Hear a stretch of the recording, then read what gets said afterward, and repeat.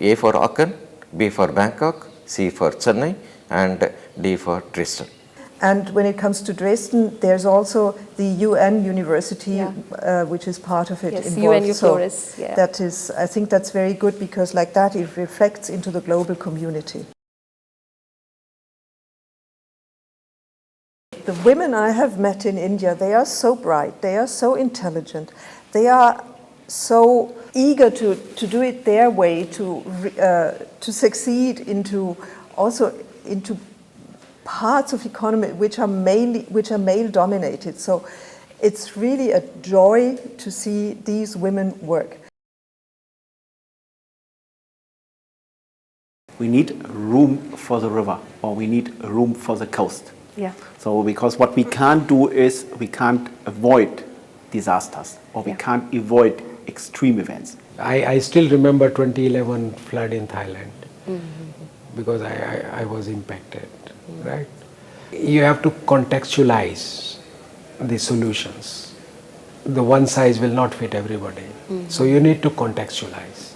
The most important challenge is probably that we try to be as far as much away from those areas which can be part of a disaster. So if I think especially about the rivers, of course the forelands, these are areas where we should not build any buildings, infrastructures, whatever. It has a huge impact, climate change. So we as hydraulic engineers, we are trying to, for example, to establish a sediment transport continuously, but when we have changes, dramatic changes in hydrographs, so that means we have to make different operation rules for reservoirs, which is the basis for example, for hydropower generation.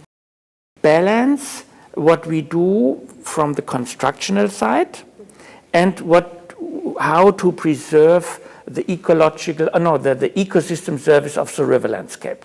So this is very important. So in summary, yes, absolutely, climate change addresses significantly the field of hydraulic engineering. I would say from both perspectives, we will not overcome the challenges only by technology. Okay. Neither will we overcome the challenges only by reforestation. And I want to highlight, because if we are also in the UN decade of restoration, so there's a global effort to restore natural ecosystems, that it's always more costly to restore, for example, a forest than to protect it when it's still there.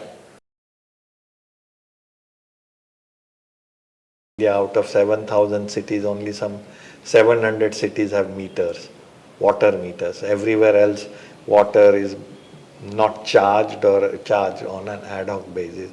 So the real value of water is not recognized by the users. Water management that Dinesh was hinting at in terms of understanding, one is valued by the customers or the citizens, but also understanding by the local governments. Since in India, we don't have many utilities, but it's essentially local governments that provide these services. So better management of water in terms of reducing non-revenue water, or even to start with, to even understand the measurement of, so there are hardly any water audits or hardly any systems of measurement that exist.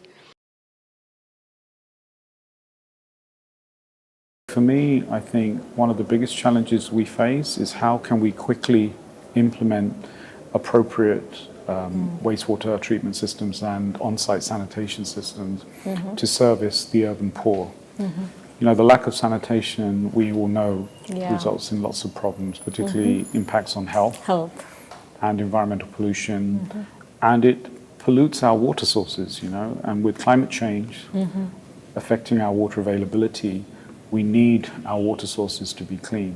And once we've used the water, if we treat it well, we can use it multiple times. And so for me, I think wastewater is the most important, both in terms of health, but also in terms of water security.